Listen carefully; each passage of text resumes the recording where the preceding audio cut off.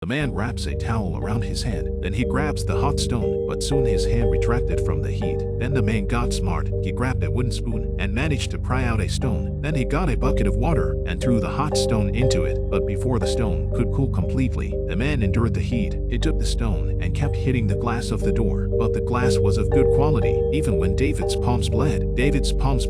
But it only made a few small dots on the glass. But the thought of breaking the glass, David could open the door from the outside. David forced himself to bear the pain and continued to knock. Finally, after 80 blows, David broke the glass, but the selfish Mary pushed David away to enjoy the cool air outside. But after a brief moment of joy, they realized there was no way to open the door because the door wasn't locked. The door was not locked. It was stuck by the wooden ladder outside. But now they couldn't reach the wooden ladder. They couldn't reach the ladder. The three of them were about to die in the sauna. David suddenly had an idea. He wrapped one end of the towel around a rock. He shoved the towel through the hole, and then he kept swinging his arms, trying to get the rocks to jam the ladder and move the ladder out of the way. But David couldn't see what was going on outside. He could only feel his way out. He couldn't reach the ladder, and he couldn't reach the ladder. At the same time, the cold air from outside rushes into the sauna through the window. The thermostat detects the change in temperature and starts to raise the temperature of the room. This brought Mary to the brink of collapse, and in a feat of rage, she tried to sabotage the thermostat. But David talked her out of it, because if the thermostat was destroyed,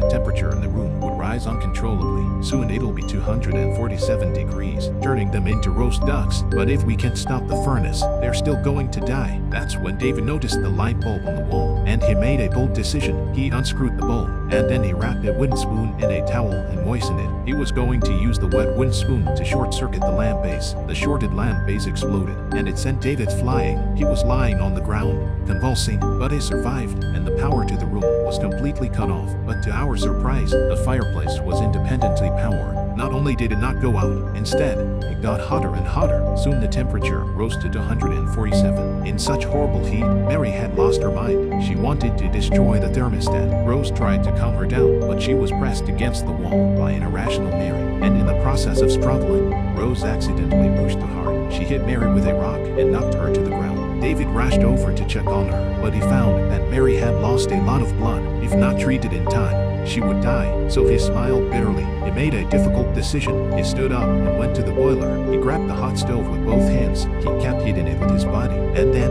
regardless of the risk of burns, he hugged the hot stove with his whole body, pushing him over completely. He didn't expect the boiler to explode. The powerful shockwave shook open the door. Several people finally escaped, but David, who saved them, collapsed.